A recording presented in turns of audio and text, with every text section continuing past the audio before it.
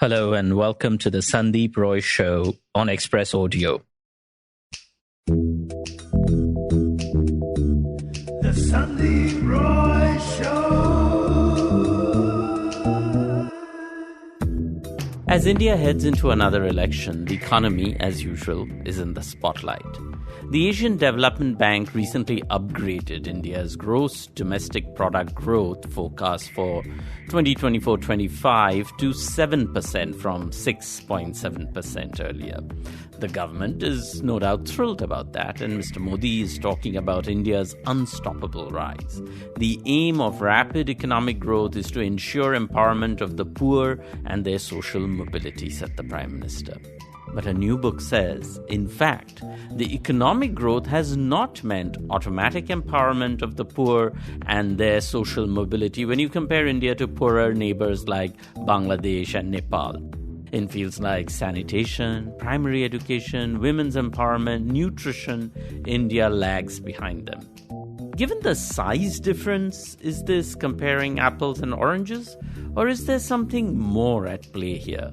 Swati Narayan joins us to talk about her book, Unequal, Why India Lags Behind Its Neighbours. Swati Narayan, welcome to the show. Thank you so much, Sandeep. Before we get into the whys of the inequality that's the basis of your books, let's get some basic facts.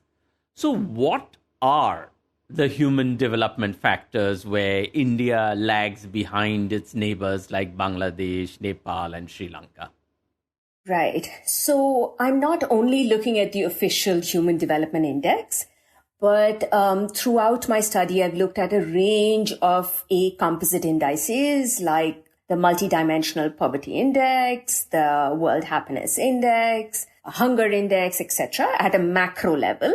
And I did a primary survey where I looked at nutrition, healthcare, sanitation, etc. India lags behind either Nepal or Bangladesh or both across all of these composite fancy indices, but also individual parameters like malnutrition. More of our children are undernourished. We are less literate. In healthcare, our infant mortality is worse. We don't have as many toilets. So there's a range of parameters from life expectancy all the way up to gender empowerment where India lags behind. And is there any human development factor that India is ahead on? Yes. It's not total washout. And also these are average indicators, right? So maternal mortality is one area where India does well. And there is a concrete reason for this. In fact, there's a reason for every one of the numbers. It's because we started in 2000, I forget the year, but we started Janani Suraksha Yojana, where you give a cash grant of around 5,000, 6,000 rupees to mothers to deliver in a hospital. So that's worked very well across castes. Women are more likely now to go to a hospital. And so maternal mortality has fallen. Our neighbors are not as rich. They've not been able to give such cash grants. So when you say our neighbors are not as rich, so where did this mantra that high and rapid economic growth lifting will lift all boats come from? Many people are surprised by your book because there is this feeling that, look, the Indian economy is doing quite well. So that was actually quite a controversial phrase that became popular during the East Asian growth miracle. And a lot of people also disputed that neoliberal interpretation of the East Asian miracle of a rising tide lifts all boats. And it's only economic growth as being the parameter. And one of the unique features of this particular story is that Bangladesh and Nepal are now internationally recognized as exceptions of having good social development despite low growth. And previously, so Sri Lanka is now richer than us, but for last 50 years, it, along with Kerala, was considered to be the model of a similar trend, that you can have great quality of life for human beings without economic growth necessarily. I thought Sri Lanka had lost all its money. Yes, if you look at WhatsApp, you could be deluded into thinking that. Their universities remain free, their healthcare remains free. I just met Sri Lankans last week. And what are they surprised by when you meet people from these parts? I'm curious what they think about India as the rich big brother in the neighborhood. Precisely. And that's how I started my book also, where you have Bangladeshis. They're perplexed, amazed at why we seem to have these visions of grandiosity when they're looking at Indians taking a dump in the open fields and they can see it through their border fence. So I think we are deluded, and also a lot of Indians don't travel to our neighboring areas. We go to China, Thailand, etc. But who bothers to go to those poor little countries which actually are doing very well? Well, since you brought up the issue of taking a dump, let's get into sanitation and such. But before I get into that, one quick question, Swati, is in a place like Bangladesh, you hear that the Awami League and the BNP are bitter enemies who constantly, like literally, if one party turns lights on, when the other party comes on, they'll turn the lights off. Given that, is this focus on human development party agnostic, even for parties who are diametrically opposed on so many issues? Yes, and that's precisely what I'm also trying to show through the book. That's a beautiful question because it also gets to the heart of the Bangladeshi puzzle, which is bad politics. And we're talking about an electoral autocracy, which hasn't had a good competitive election for nearly 10, 15 years now, but good development parameters, irrespective of which party is in power, including growth when they've had dictatorial regimes. And this has been one of the mysteries which sociologists like Naomi Hussain say hark back to the fact that this is a country which has seen not only the devastating 1971 liberation war, but the 1974 famine. And that's when the social contract was cemented, that however bad our rulers may be, they have to give us food, protect us from cyclones, and any other natural calamity or man-made that exists. Our rulers have to protect us, or all of Dhaka comes to the streets and we will topple them. But is it also a fact, Swati, and you allude to this in the book, that one thing that helps whoever is ruling Bangladesh is that unlike India, they are not ruling quite such a diverse country. As you said, that because of the migration, the population of Hindus, for example, in Bangladesh has fallen dramatically. The Hindus who were the elite have left Bangladesh. So it is a much more homogeneous country and therefore easier to provide these kinds of human developments. I do speak a lot about social homogeneity. And that is one of the historical antecedents of Bangladesh, right? So I speak about the displacement of the Zamindari and the Bhadralok to parts of India, the Urdu-speaking population to parts of Pakistan. And so now in rural areas, but far more important than the religious differences actually is the caste differences, which have substantially, let's say, reduced over time. Caste being a feature of all South Asian countries across religions. And when we went door to door and asked people, what is your surname? Very interestingly, the Muslim population didn't seem to even know what their surname was. Amongst the Hindus, they were very aware they were Kshatriya or Brahmin. Not many Brahmins left, but Kshatriyas or whatever be their caste. And this is very interesting. And this is precisely what I'm trying to show, that when you have reduction in social inequality, not only is it easier to rule, but that even populist programs, whether it be healthcare, education, etc., spread to the entire population without social divisions and distances. In fact, from my survey, and in fact, I have a lot of data to prove that in the areas where I surveyed, Hindus were doing very well. People were practicing their religion. I saw a celebration of festivals like Saraswati Puja, Durga Puja. Women were wearing the bindi. So I think there's a big difference between what is portrayed versus what exists on the ground. But which sort of harks back then to the question that I had alluded to a little while ago in terms of a fast-growing economy. If India is one of the faster-growing economy, and we can't say that about some of its neighbors, then are these things always kind of contradictory? Can't they coexist? Are there examples where this human development and fast economic growth have both coexisted? Yes, and they should ideally coexist. Let's say China has had good economic growth, but it is distributed well amongst its population. The problem is the quality of our economic growth. the fact that it is so lopsided, so skewed. We are right now in a billionaire Raj in India, which is a recent research study that shows that the inequality in India is the worst that it's been since the days of the British Raj. So the growth that we see in India is coming from the top and remains concentrated in the top. And the entire bottom half of India's population has to survive on 6% of the country's wealth. This is the problem. This is why our growth is not translating into well-distributed human development, and everybody's lives are not improving. Because growth is again an average figure, and the average is getting skewed by especially the top 10%.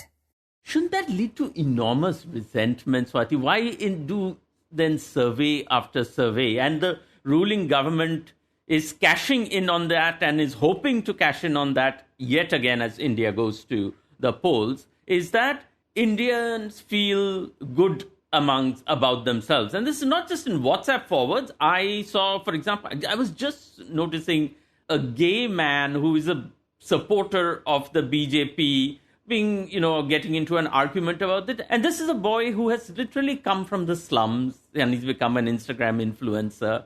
And he's like, no, say what you will. No time have Indians felt better about themselves. Now, throughout the time that I did this survey, I lived in Jharkhand. Now, of course, every time I go to Ranchi, there's a new mall and there is a creamy, let's say a layer of India that is benefiting tremendously from all of this economic boom and growth. But an influencer or an Instagram influencer would be 1 of a million of 10 million. For all of those 10 million, and especially in Jharkhand, I saw the other side of the story. Because being one of the poorest, most disadvantaged states, I had to go to homes where there had been starvation deaths reported in the media. So this is the reality also of India, that in the glossy world, the media is largely submerged. And yes, with economic growth, aspirations increase, Indians do feel perhaps that they are part of a rising tide. But for the large majority that are excluded, during COVID, for example, 200 million Indians sank below the poverty line. We look at data, a statistic, and it is actually breeding a lot of resentment for communities who are able to prosper in this environment. And honestly, everywhere, I'm in Haryana right now, the one thing that people ask me is jobs. Just give us employment, and we're not able to keep our kitchens together because of high food inflation. And I don't want to get into an electoral discussion here because that's not the focus in your book. But if that feeling is true, people are not stupid. People see through the hype and glossy hype, as, the Vajpayee election under India shining proved. But if that is true, if that resentment, that feeling of jobs, desperation for jobs is true, ruling parties, no matter which dispensation it is, should have a lot more to worry about than it seems the current ruling party does. Sandip, I think there are so many layers to this question, which of course go beyond my book, but let me answer perhaps in another way. We've looked at the story of the electoral bonds. We've seen the extraordinary influence of the wealthy in our own democracy and the way in which it is sabotaging our democracy, pulling the puppet strings, as it were. So it is not like people in rural hinterland are not aware that they are getting increasingly marginalized. Will that resentment play out electorally? Maybe not so. Because, there are also several other factors, whether it's religion, whether it is the sanctity of the electoral process, which will determine outcomes. So it's not like a straight line correlation. And I think we are in unprecedented times in India in terms of the democratic decline and erosion, which is also showing us in our international indicators on press freedom, on electoral autocracy and others. Now, before we get sidetracked completely into politics, Swati, I'm going to bring us back to the shitting, since you had mentioned defecation, and I wanted to talk about that, to the real shit, as it were. Before it may have already hit the fan, I don't know. Let's talk about sanitation. We have Swachh Bharat here, which was launched with much fanfare. So first of all, tell our listeners, how are our neighbors doing on Swachh Nepal or Swachh Bangladesh? Right. So this was a big mystery reveal to me also. And I've been traveling to Bangladesh for many years before the book. and many years before 2014. So I started my PhD in 2014, but on previous trips I'd seen in Bangladesh, the government was giving cement rings to households to build their toilets. So 10 years before Swachh Bharat Abhiyan, Bangladesh was largely open defecation free. And in Nepal, it happened after the earthquake. So these countries have been ahead of us, and it was a big mystery for me as to why they bothered to have toilets. And as I dug deeper, I realized in the case of Bangladesh, it had a lot to do with also Islam. Even in India, you have Muslim households far more likely to have a toilet than Hindu households, because there's a specific hadith on hygiene and sanitation, and it is very culturally and religiously valued. In India, our focus is always to build these big ones with big tanks, because only Dalits will clean the toilets when it gets filled up. Whereas in Bangladesh, they have a 2 septic tank system, which is much smaller, and they get the bio waste to degrade and compost. And so the rural landscape is dotted with these toilets. I think you said they're cheaper than a mobile phone? Than a Chinese mobile phone.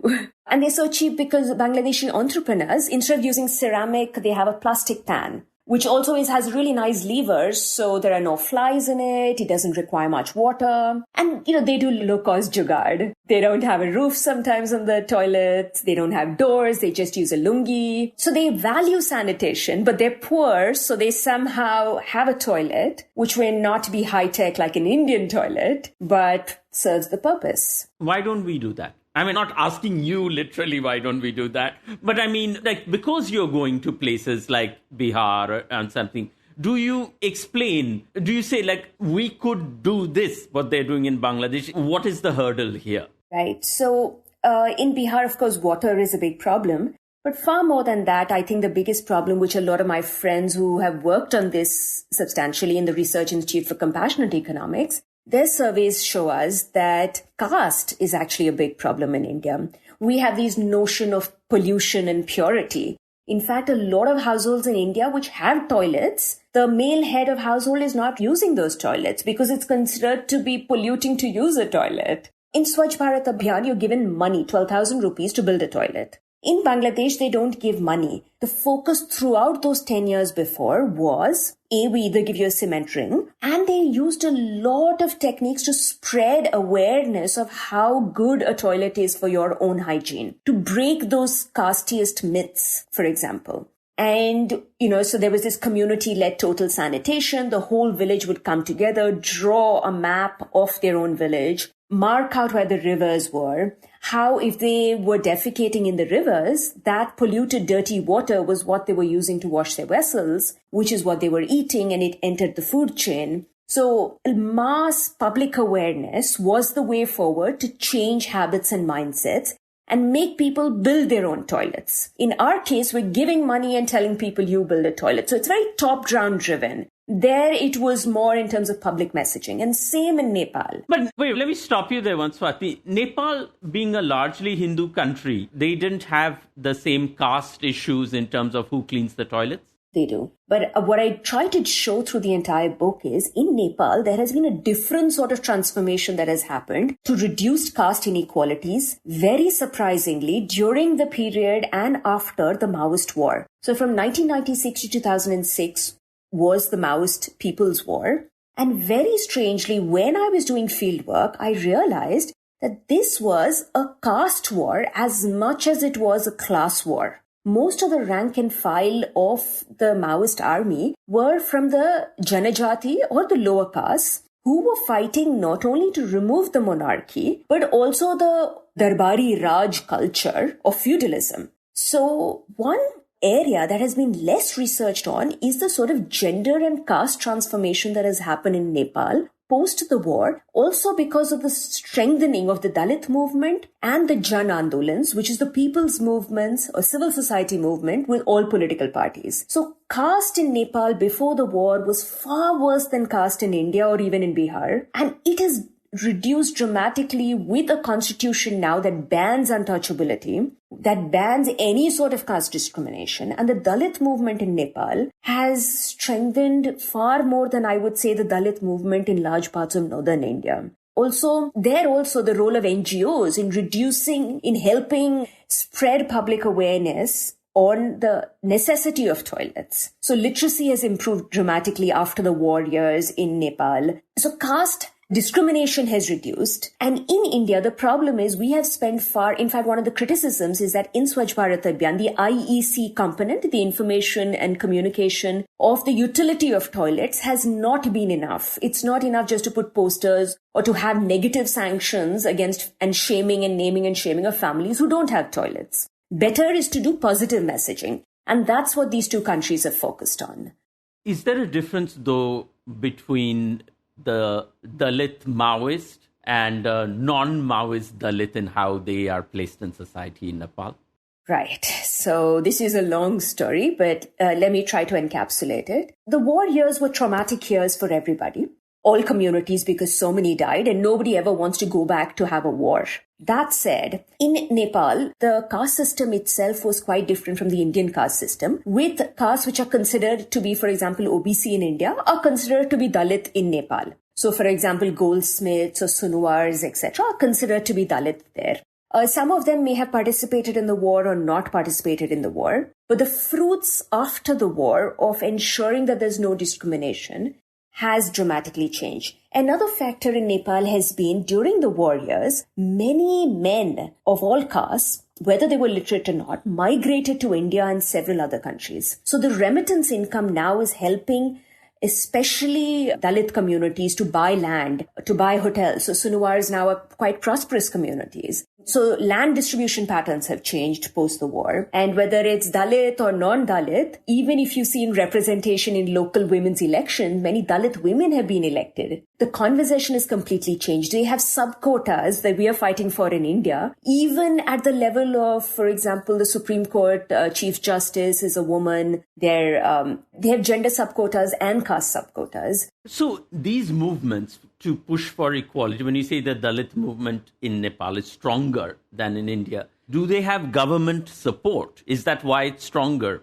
Yes. So during the Maoist period, the Maoists were supporting simple things like intercaste dining. They used to have feasts in villages where all communities would come together and eat. And before the war, the situation would be such that if a Dalit were to be in a room of other upper caste people, they would pour cow urine to purify the place. So that has been the dramatic difference to now Dalits holding office in power. That said, it's not like all discrimination has wiped out. So while a lot of women have been elected to various local governments as Dalit women, another analysis found that the quotas that have been given for women to have these posts like mayors, etc., have been given to upper caste women or to upper caste men, and Dalit women continued to be only token representation. So real power shifts will happen over time and slowly. But the first fruits of the democratic dividend are being tasted by Nepal. And you can see that this is a country that is remaking itself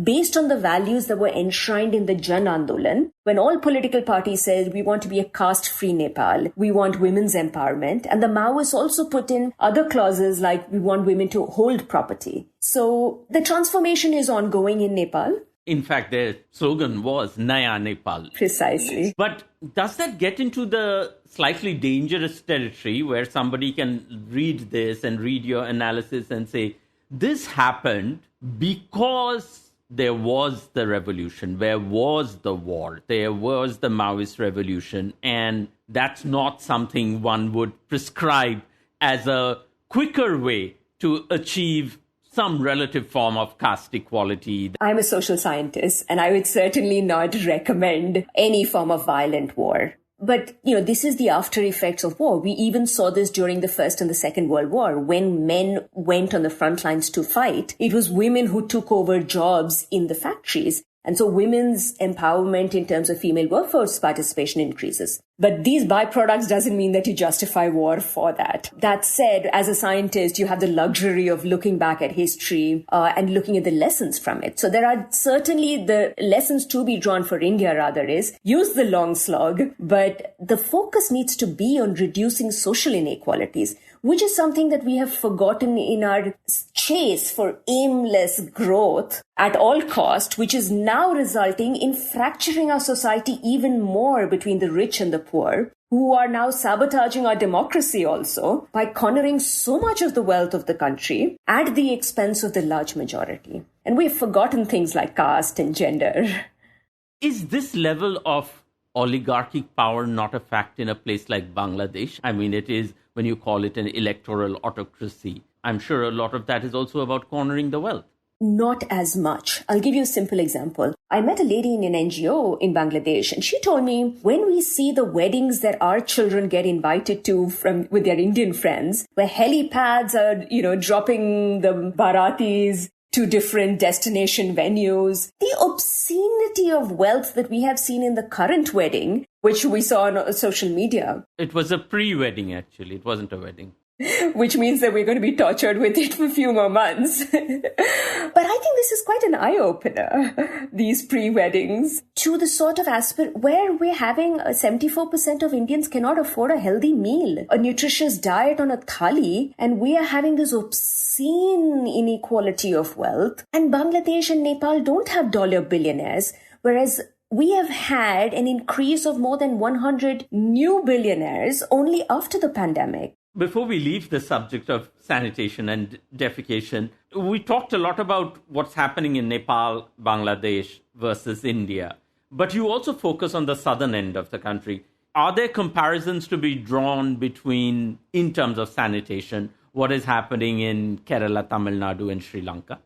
Thanks so much for taking the conversation to the south, because I didn't want the book also to be entirely bleak. The point is, we have areas in India which have been pioneering for the last 100 years. And I wanted to know, what was that story? What did they achieve? What was so different there? They also have caste. So before I get to the story of toilets, I mean, of course, the same Swachh Bharat Abhiyan has ensured that these places are largely open defecation free now and people use their toilets. And the reason for that is that they've had 100 years of anti-caste movements, and I realized that was what had propelled their change. Kerala's caste system used to be at one point in time not one of the worst in India. Vivekananda called it the madhouse of caste. You had not only untouchability, but unseeability. Different castes couldn't use the public road. They had to make some sounds with their mouth to ensure that others would not even come near the road when they were walking. Now, this horrifying image of caste that continued for millennia was changed because of social movements, many of which were done by oppressed caste themselves. And so today when you go to Kerala, you will find idols for Mahatma Ayankali and various other pioneers of the anti-caste movements. So I realized that this was actually the long route, the long slog for Kerala becoming the poster child of human development was after these 100 years of anti-caste struggles. And I also speak about the Chanar upper cloth revolt that women did. Women of all castes, but particularly the oppressed caste, needed to pay a breast tax just to be able to cover themselves. That is how horrific caste violence was in Kerala, and it was so normalized. But like, let's say, an anti-slavery movement, it takes a very long time to change social norms and the moral compass. But it's within the realm of possibility, and that's why I focused on South India. Similarly, in Tamil Nadu, you had, from the Non-Brahmin Manifesto in 1916, you had the Dravidian movement, and both the DMK and the AIDMK as political offshoots of this larger social movement. Sri Lanka also has had its struggles to make it a pioneer of human development. And this was my focus, that if it is possible in the South, it is possible in the North. The byproduct are small things like being able to use your toilet and building them and valuing and cherishing them. And it is not necessary that some of this is like whether in Nepal, where the Maoists are fighting, pushing for this classless society and pushing against caste. And in Kerala, we've had long years of communist government, which many people think is part of the reason why Kerala is what it is. But from what you're saying, that may be a contributing factor, but is not necessarily the defining factor, because some of these things are also happening in Tamil Nadu. Precisely. So the movements can be left-oriented or they can be progressive social movements, and they're all part of this larger move towards social equality. So like you said, in Kerala, not only has there not been a left party in power, but also that they haven't had land reforms as well as it's happened in Kerala. You mean Tamil Nadu? Oh, sorry, in Tamil Nadu, yeah. And in Kerala, the reason is also because I look at the long arc of history. So I also predated the communist movements in Kerala. And so I started started with the anti-caste movements, the gender movements, and women's movements, etc. And later on, which progressed, and then post-independence, you have left-wing governments coming into power. So it's a combination of all of these, but the main focus is progressive egalitarian ideals. Sometimes they come through religion, as in the case of, let's say, even Bangladesh, where you have Islam as an egalitarian religion supporting the fact that there is homogeneity in culture, or the fact that you don't have social divisions is not the characteristic and defining feature of your society. And perhaps we can also speak a little bit about the women's movements across these regions and how that has also been important. And let me get right there, since you brought that up. I was surprised to see that Sri Lanka, or Ceylon as it was then, was such a pioneer in the women's movement in terms of getting women the right to vote. I mean, we had a show here where we talked about the first women doctors in India, including Anandibai Joshi and Kadambini Ganguly, and in the books written about them. But you're writing the Ceylon Medical College had been established in 1870 when Anandibai Joshi was just 5 years old, and several women doctors had been trained. What was happening there? Why was this pre-independence Sri Lanka so invested in a welfare state where women had power?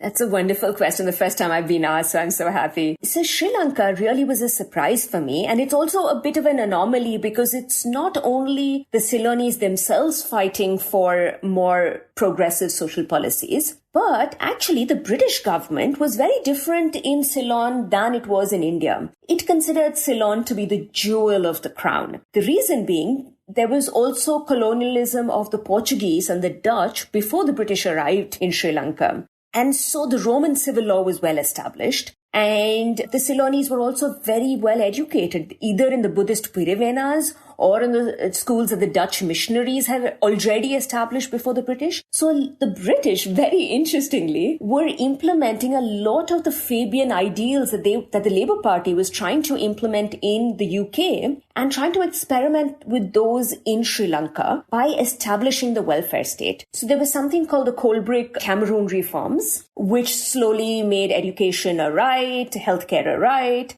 And after that, you had the Donamore Commission that came to Sri Lanka with the implicit intention that we are going to give Sri Lanka partial independence. And it was around this time that the University College London was getting established. So they decided to also establish a university college in Colombo. It was so interesting. So by that time, women's literacy had increased greatly. And I had these 100-year graphs where I show how Sri Lankan women were always more educated than women in Kerala, who are higher than the Indian average. Now, the reason that they opened this for women was also because at that time in Britain, for 40 years, the suffragettes were fighting for women's right to vote. And the British suffragettes was supporting their Sri Lankan sisters. And I was in the archives, in the women's archives at LSE, looking at these letters that they were writing both to Sri Lankan women to join the international franchise, the Suffragette Alliance, and also writing to British MPs to say that you need to give women in Sri Lanka the right to vote. So in 1931, Sri Lanka becomes the first country in Asia to give women the right to vote. And then women also are becoming doctors in the University College of Colombo. And the argument that the suffragettes in Sri Lanka put forth to the Donamore Commission is, we don't have much of caste inequality in Sri Lanka. Interdining is perfectly fine. In fact, we even have interracial marriages in Sri Lanka and have been having that since the Portuguese and the Dutch colonialism, quite different from the British colonialism. You know, the clothes that they wore were also so Western influenced. And so they said, if we can own property, why can't we vote? So this sort of empowerment of women to come forward was part of the larger thing that women were also becoming doctors, taking care of their own health. And usually when I look at 100 years, I always see first literacy rates increase, then there's improvement in healthcare. And during this time, somewhere in between, when you have a sufficient number of women literate, they start looking for trying to become women doctors. But despite all that, it is a fact that, as you point out in the book, that until the 1980s, Indian women on the average live longer than most of their South Asian sisters across the borders.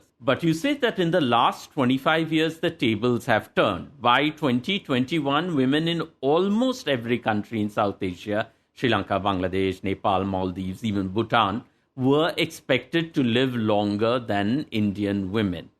Is it that India did something to regress, or did the other countries do something to leapfrog ahead? Good question.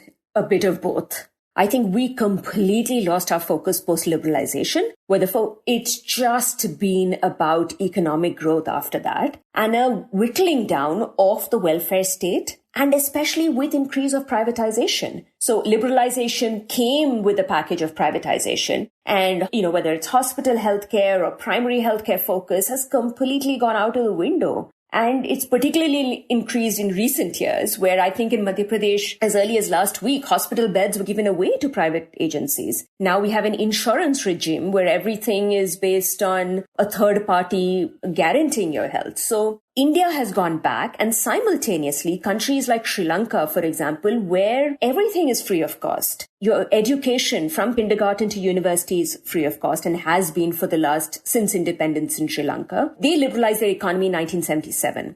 And since then, their numbers have reduced a little bit. But in the other countries, Bangladesh's advance has been quite recent. Nepal's advance has been recent. So these countries have been overtaking us by building their welfare state while we have been dismantling our welfare state. But the argument, of course, that I'm sure you hear ad nauseum is that without high economic growth, you cannot support the welfare state. But that precisely has not been true for all of the countries which have advanced, like Sri Lanka, Costa Rica, and many others, which are considered to be distribution first. And automatically, when you have a literate society, when you have a healthy society, growth follows soon after. So it is about balancing growth with distribution rather than putting emphasis only on growth. And all these countries are patriarchal. But despite that, are things like sex selection, abortions, not as prevalent in these countries as it is in India? There's a bit of a hint of it in the book, but I wrote a separate paper analyzing data across South Asian countries on sex-selective abortion. Firstly, this started in the 1980s when this technology of ultrasound technology was popularly used. It has a cultural variant to it, where you don't want prosperity to pass down maternal line. If it's going down the patriarchal line, the patrilineal line, there's far greater tendency to devalue women. And what we find in the other countries, this was very interesting for me also, but I realized that in Bangladesh, in Pakistan, you don't have sex-selective abortion, though the technology exists. And when I dug deeper, I realized that one reason for it is because it is haram in Islam to kill a child. And there is a specific mention of the fact that female children should not be killed because it was a practice common in Arabia during the Middle Ages. The other thing is in Nepal, the technology is largely banned except near the border areas where people try to use it.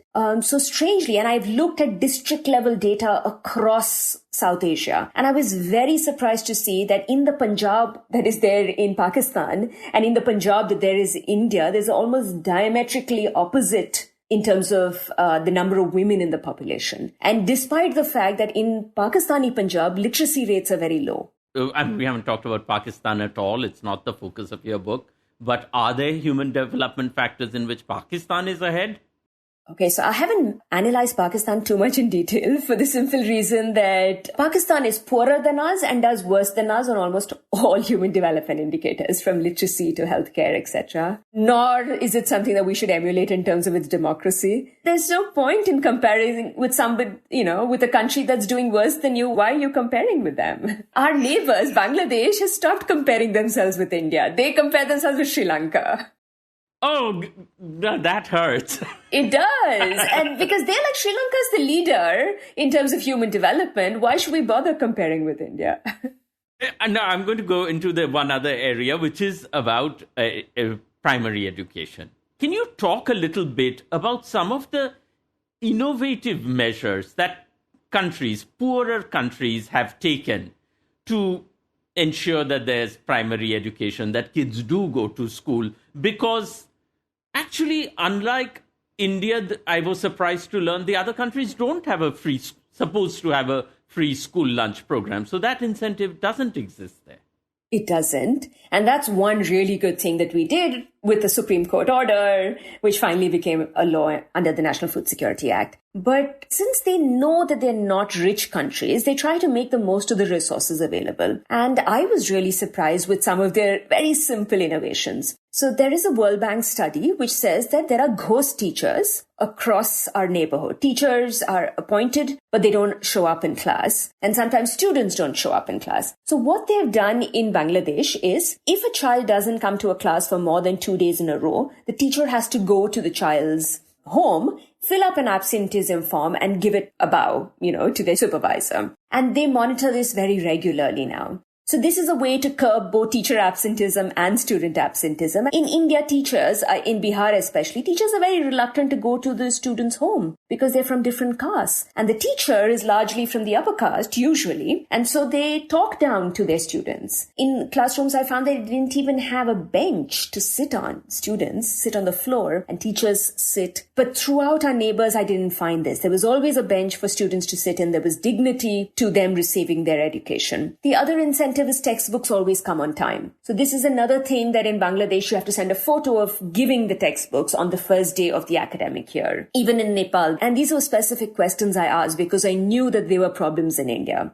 In Bihar, 3 months, 6 months, it's regular that textbooks don't come on time. So they ensure that all the basic necessities for education are in place. And the other lovely thing I found both in Nepal and Bangladesh are these flex posters for, let's say teaching parts of the human body or different animals and fruits and vegetables. You just have a flex poster, you put a plastic sheet on it, and every single teacher's room that I saw in Bangladesh had at least 100 of these that they will use for different lessons. Some, UNICEF and some agencies that help them to do this. I didn't see even a paper poster in Bihar. The other thing they do is they take paint and then just draw multiplication tables on the wall or write words on the school classroom walls and doors so that children will remember as they go in and out. And there's something they do, some like Junior Doctor Day. What is that called?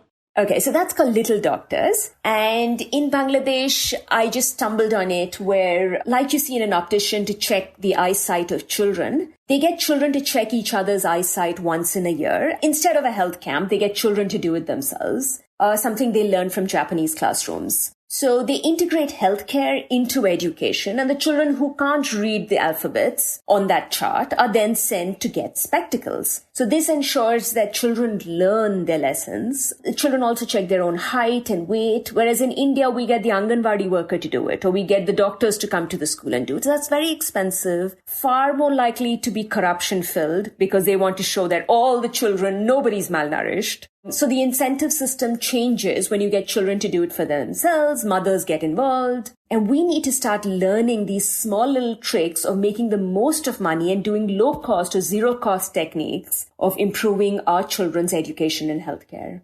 You mentioned the sorry state of affairs in Kishanganj in Bihar that you studied, that you looked at. And two things occurred to me is that why in Bihar, which is so legendary for its movements in socialism, is it in such poor state? And something that some reviewers have asked as to why have you selected Kishanganj, even, just because of its proximity to our neighbors, when you could have selected a district in West Bengal, which has equal proximity to the neighbors, but perhaps is doing a little better in human development. I'm sure some critics will look at you and say, Swati, she's just picked the worst of the Indian districts to compare with the better one, to show India in a poor light. Right.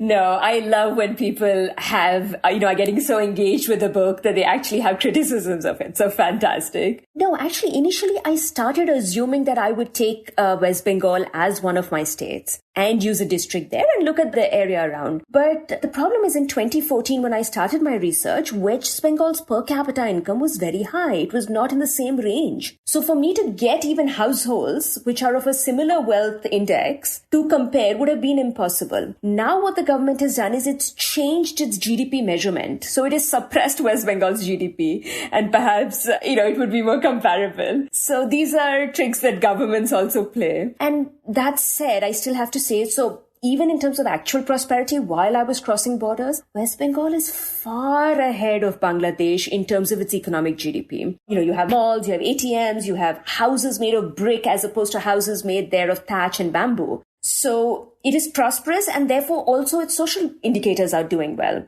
And this has a legacy of the communist government and also now of a welfare-oriented government for many decades. So at the same time, so I picked Bihar and as a Muslim-dominated, Kishanganj is a Muslim-dominated, so that I could compare it with Bangladesh and Muslim-dominated. And literally, they are 50 kilometers away as the crow flies away from each other. So it was not a comparison that was between incomparables. And secondly, the wealth index I created ensured that every household that I was picking was similar in terms of the assets that they had. Also, I really did want to balance it out. If you say that Bihar is one extreme, then I am analyzing Kerala and Tamil Nadu as the other extremes to show that India can shine with progressive policies. So when you look at it now, you go into these households at the micro level and you're asking all these questions. When you pull back and look at it at a more macro level, is the problem in India one of sheer size? When you say that these textbooks are not available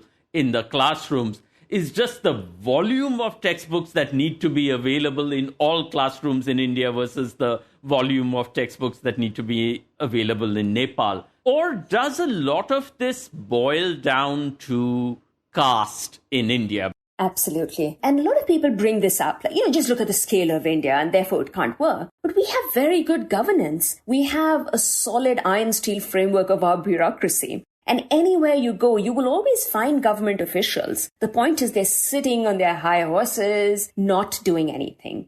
And why does that come about? Because there is that social distance, the lack of caring for what happens for the rest of the population, because they don't belong to your caste. You're doing well. You're getting your pay commission rises year after year. And if your community doesn't get affected, you really don't care. And I saw this at every level. The Anganwadi worker in a Musahar Tola will not care to give the midday meals to Musahars or Domes because they belong to a different subcaste. And that is the difficulty. We have pioneering social policies in India, but for them to be implemented, and many of them have been actually designed to be foolproof with very little intellectual intervention necessarily at the bottom. But despite that, they don't seem to be working because it's not just sheer inertia and corruption, but a lack of caring because of social divisions. And that needs to be bridged, which gets bridged, for example, in a Kerala when a pan-Malayali identity becomes more important than your religious or your caste identity. And there's also been a lot of interesting research that has been done on subnationalism by Prerna Singh, where she's written a book on how when there is social solidarity, those particular states tend to do better on social development. And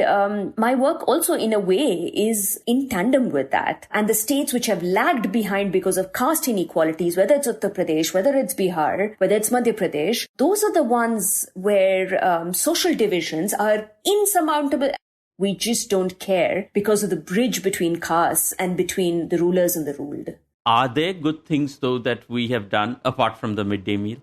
Certainly. So this entire plethora of rights-based laws, which were implemented with heavy intervention by civil society activists who I have been inspired by, have changed the situation from the time of, let's say, the Maha-Akal drought in Rajasthan, when there was no fragment of a welfare state even being formed. Now we have, a judicial activism. So now we have midday meals. We have a ration card, which can be found in most households. We have a job card, which ensures that people have a right to work. So there are several wonderful programs in India. Unfortunately, the implementation in the southern states is far better than the ones in the north where they're needed the most. And there are, however, few programs like Aadhaar, etc., which are creating greater exclusions. That said, there is a lot going good in India, but we need long-wave social reform, progressive women's movements, anti-caste movements, etc., which can break social divisions. We are unequal, we are divided, and that is what's causing our problems. So now, lately especially, there is an increasing suspicion sometimes of non-governmental organizations, NGOs, which often spearhead these very movements that you're talking about. Is that a crucial difference with our neighbors? A country like Bangladesh is heavily NGO driven. But at the same time, one could also say that when you're in an electoral autocracy, NGOs cannot but toe the line. That is an excellent question. 20,000 NGOs have had their FCRA removed, I believe, in the past couple of years. And in Bangladesh and Nepal, it's actually been NGOs which have been that fresh voice, that outside countervailing influence by bringing in not only new ideas, but implementing these ideas. And for example, I write in the book about, which I think is not publicized enough, about how ORS was implemented by one NGO in Bangladesh. And they went and taught women in every single household how to prepare this life-saving solution with just sugar, water, and salt. So when you block the stream of these new ideas, as we're doing right now in India, we're definitely taking a leap in the wrong direction.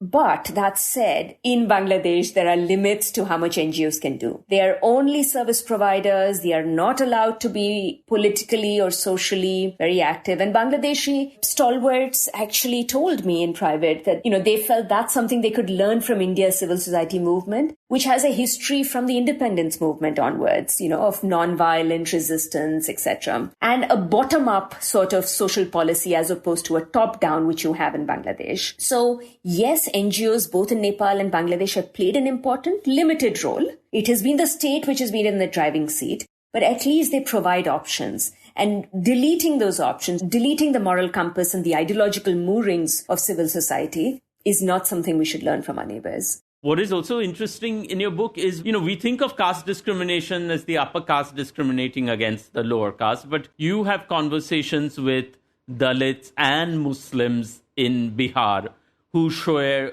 extreme prejudice about the musahars or rat eaters, and, they will not have a meal in their home and things like that. So it's a complicated picture. But beyond caste, what would you say are the other factors that add to the problem of India lagging behind its neighbor in terms of these human development issues? Sure. So also, before I get to the other issues, I'll just speak a little more about the tyranny of caste in Bihar. So in the 1990s, when the Maoist movement was very strong in Bihar, it was crushed by various militias created by the upper caste, which I write in the book, the Ranveer Sena, the Sunlight Sena. So every caste was creating its own army because the Maoists were considered to be full of marginalized caste within them. And the Ranveer Sena in particular, not only was the most brutal, it specialized in femicide, in killing women, raping them, and ensuring that their children were not born, because they said that those children would then join the Maoists. Nepal didn't have an equivalent of the Ranveer Sena? I mean, given the Maoists were so powerful there? No, they were just fighting the army of the royal army of the state. That is the oppression of caste in Bihar. But that said, I think we also need to look at another tangent, which is about the suppression of half of our population. Women in India, throughout India, I would say, even in the states that do well, are not flowering to the maximum potential. And as a woman, I could say at every step of the way, you need to fight so much more. So, for example, we see even in Kerala, female workforce participation rates, despite universal literacy, is so low. Because in India, women seem to need permission to do anything outside of their homes. Women's freedoms are restricted from before birth. It is the only country, perhaps, where gender discrimination begins before. We have 41 million women missing in our population, 21 million missing in our electoral rolls because of low literacy in states like Uttar Pradesh and Bihar. So it is a systematic subjugation of half of your population.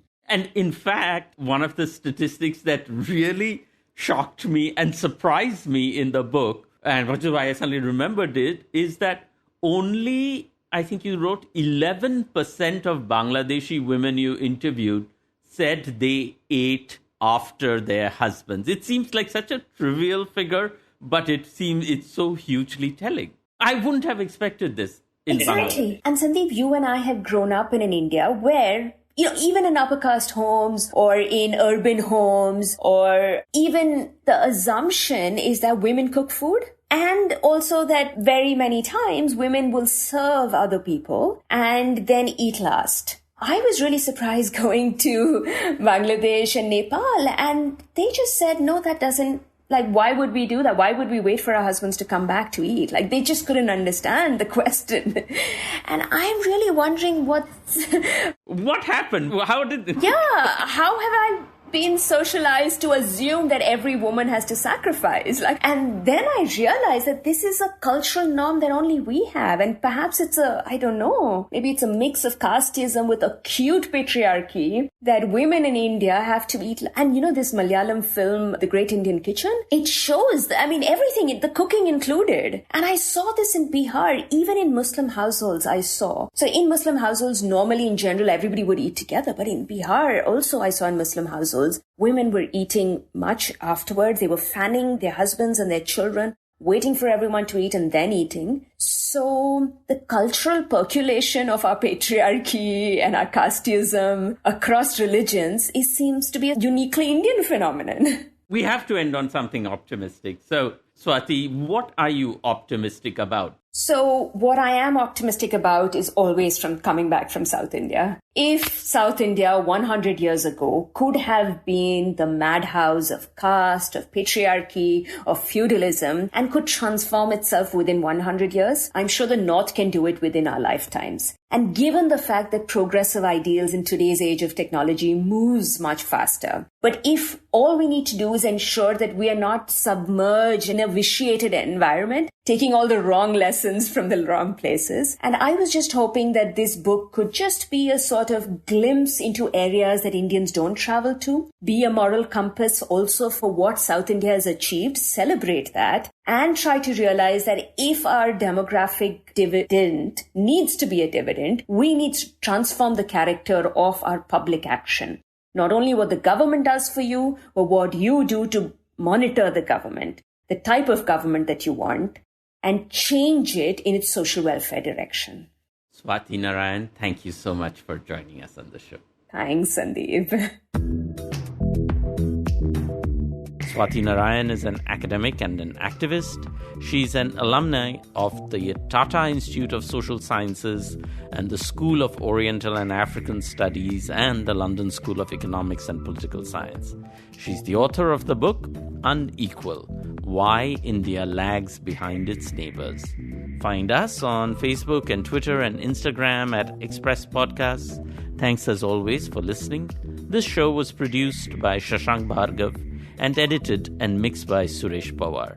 This is Sandip Roy on Express Audio.